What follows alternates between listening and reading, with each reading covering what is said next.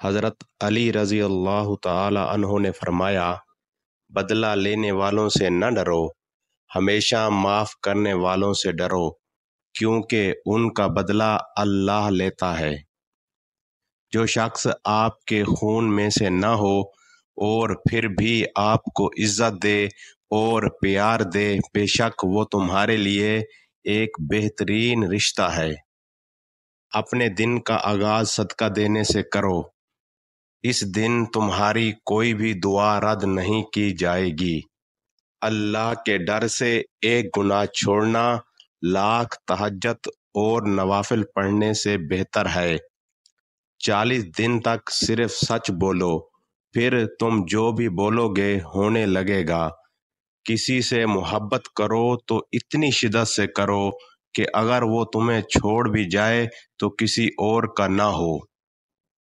قیامت کی نشانی میں سے ایک نشانی یہ بھی ہے کہ جھوٹے لوگوں کی عزت ہوگی اور سچے لوگ ذلیل ہو رہے ہوں گے۔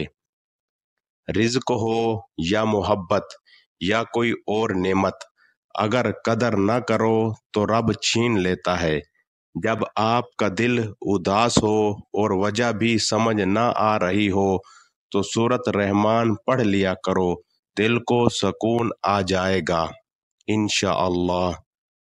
جو محبت آپ کو اللہ سے نہیں جوڑتی وہ ایک دھوکہ ہے، ایک فریب ہے، اس کے علاوہ اور کچھ بھی نہیں۔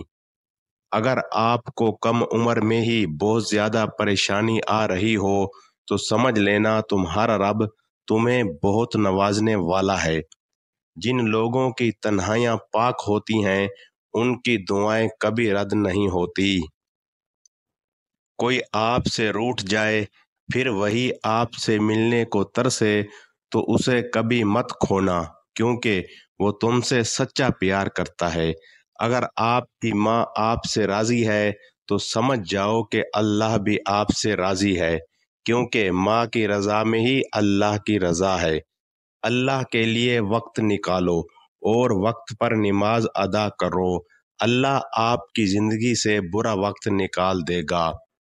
دوسروں کے دلوں کو کچل کر آگے بڑھنے والے لوگ آخرت میں بہت پیچھے کھڑے ہوں گے۔ انسان کی فطرت ہے کہ وہ کسی بھی چیز کی صرف 2 بار قدر کرتا ہے، ایک ملنے سے پہلے اور ایک کھو دینے کے بعد۔ اگر ویڈیو اچھی لگے تو ویڈیو کو لائک کر دیں، چینل کو سبسکرائب کر دیں، صدقہ جاریہ سمجھ کر آگے شیئر کر دیں۔ شکریہ۔